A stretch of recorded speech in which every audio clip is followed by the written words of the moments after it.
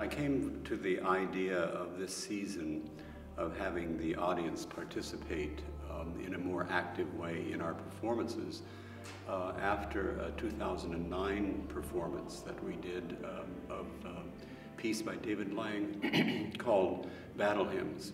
And I was very moved by seeing the audience move, because it was as if they had become part of the meaning of the piece. One could imagine they had become refugees or soldiers moving, or and many people commented on being struck by the power of the audience moving. So from that, I had the idea that maybe we could plan a program or a season in which the audience actually has, if they choose to, they can have an active part other than just active listening. If you look at the entire history of music, it's actually a kind of recent development that we have performers who are performing with an audience that is totally stationary.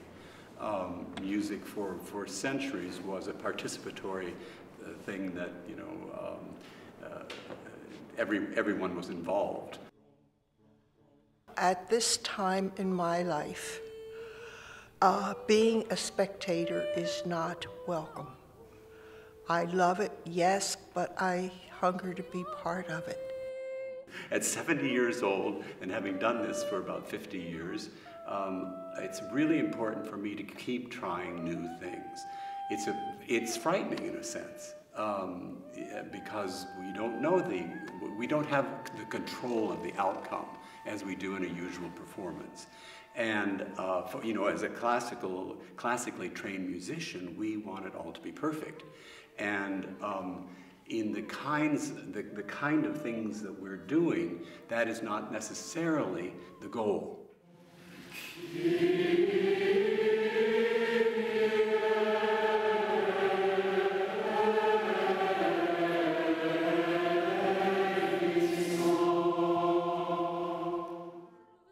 It's a terrific opportunity for people to be taken out of themselves and out of their normal day. And you know, you look at a work like the Dilworth Requiem, I mean, it's just a beautiful, moving piece.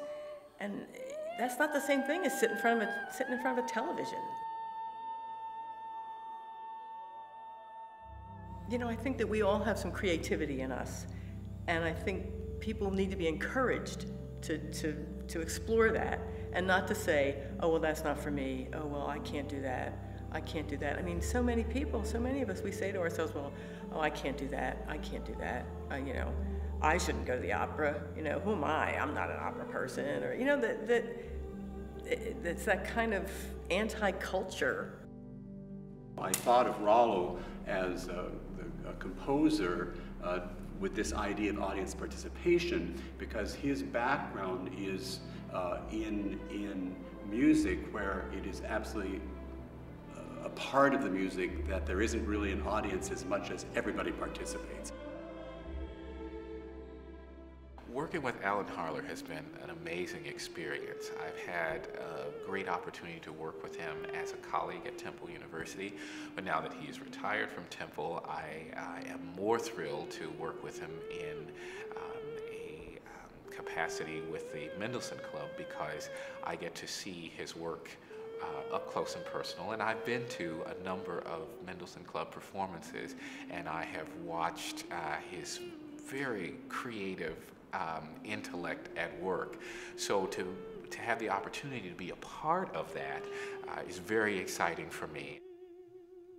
Rain Sequence is a 3-movement work for chorus, baritone soloist, and chamber orchestra.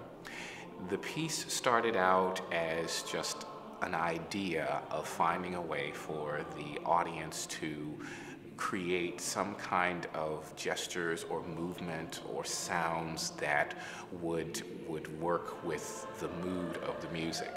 And I thought about Rain Sequence as a title because I am a huge fan of the poetry of Langston Hughes. Langston Hughes was a 20th century poet and essayist who really found very creative ways to capture not only the African American experience, but in many ways the human experience.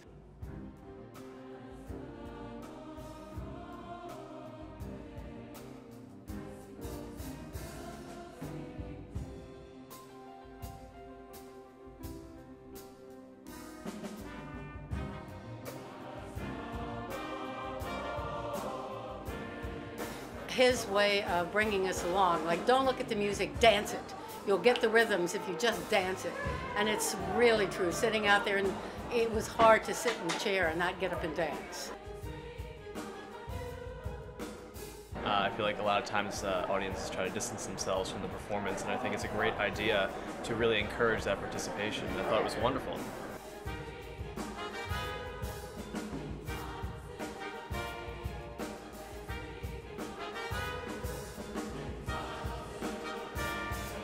I thought Rollo's pieces were really fun. They really got the audience excited and engaged, and you know, I mean, to cheers at the very end, he had them on their feet. They were just really fun pieces, and I think the audience really enjoyed making those rain sounds and practicing those with him. Seemed to, you know, just make everybody grin. The fact that I'm able to write this kind of piece is very rewarding, but I also believe that the pieces will be able to live on, and the concept of audience engagement may be something that is attractive to other ensembles that might consider the piece for future performance. It's not that I want it to become everything that we do. I mean, this idea of I still want to do classical repertoire with the audience sitting and listening. But on the other hand, we're looking for ways to keep